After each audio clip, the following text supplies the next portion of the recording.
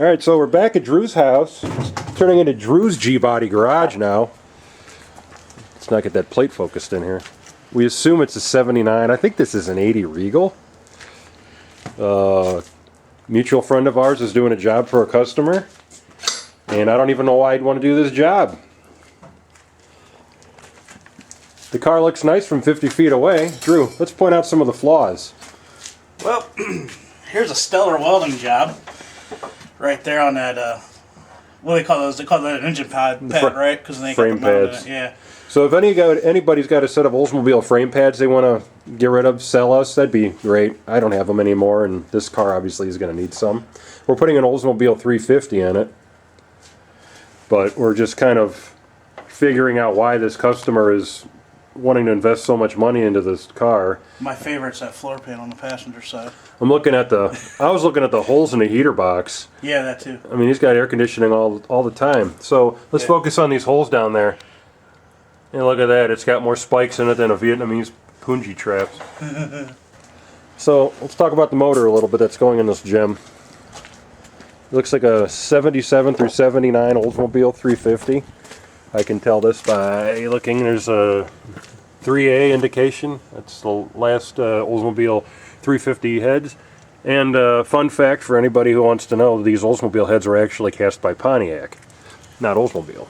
Let's verify it's actual late model window main block. May I see this light, sir? Mm-hmm. Looking at the code 5572, 3B, it is a window block. Low performance option, 170 horse, 270 torque. Backed by the ultra reliable and not too grody looking turbo 350 trans. This cool cat's going to get some of these swap meet hillbilly spray painted headers.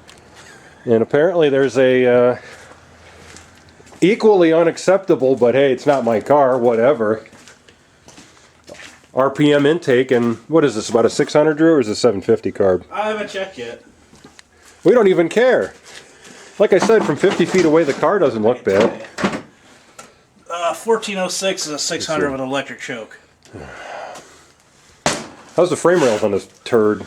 I haven't got underneath yet. I'm scared to. We don't even really care. I mean, our friend Paul, who was in the other video, he picked up this job from a buddy or a friend of a friend or something. I'm almost even half afraid to know where the car came from or who owns it. There's more Play-Doh in here than Pillsbury Doughboy has stock in their materials and products. I mean, every fender and quarter panel has dough. They even tried to Bondo the header panel to the front fender. I mean, that's real stylish. I mean, look at this. I mean, what's the difference between doing a proper restoration job and, like, just leave it alone? Like I said, from 50 feet away, this car looks pretty good. The paint job itself isn't terrible. But there's so much dough in this car. It had to have been a newer paint job, don't you think? The paint job, from far away, actually don't look bad. No, it doesn't. Like, I mean, somebody actually took the time to paint it, tape all this off. Yeah, the guys who did the paint work did a really good job. I'll give them credit there, but I mean, in terms of proper body work, most of you guys know Bondo is just used as a minor seam sealer. Show your viewers how not to install a quarter panel. Oh, I'm just focusing on the JL, the big subs in the back, and all this stuff that I haven't paid attention to or cared about in over 20 years. Where's that light at? Oh, so we gotta look at this really cool engineering here in the trunk. So you see that stud poking up? That means the subfloor and the trunk rotted out. I don't want to look at the frame rails. Hey, how about that? How about we got some daylight in here? Yeah, there's daylight down there. Yeah, it's a I got light on this too. Self-ventilating quarter panels. Well, this one's got a little hole in it, but I can't see. Oh crap! Here, try to get a good view of it. Check that out, ladies and gentlemen. That's a nice frame rail patch job right there. Holy moly, that's nice. I'll got to give them credit though. Whoever did the exhaust system did a pretty nice job. Even though this frame rail over here is nothing terrible. Yeah, this one's been patched. I mean, Cutlass was patched. I mean, I won't pretend that thing was anything great. It wasn't. It was just a fun car I had for a long time. It's got Flowmaster or Flowmaster knockoffs, one or the other. I don't even know how much they're charging this guy to put the motor in. Does the motor even run, or you guys are just kind of assuming? It supposedly runs, yeah. Huh. So we got some hillbilly engineering or whatever. I mean, they decided to weld some. It looks like. Let me see this light here. Yeah. It looks like they welded some spacers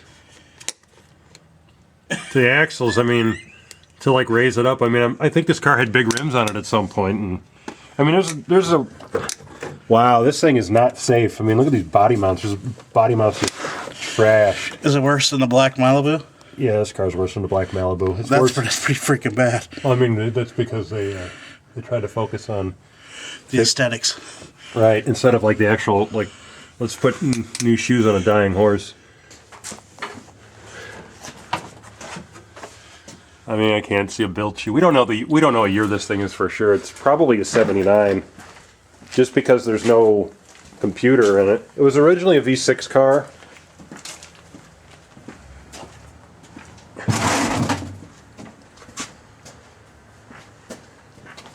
He doesn't expect you guys to hook up air conditioning, I hope. I don't believe so. As far as I know, it's to get the motor in there and get it running.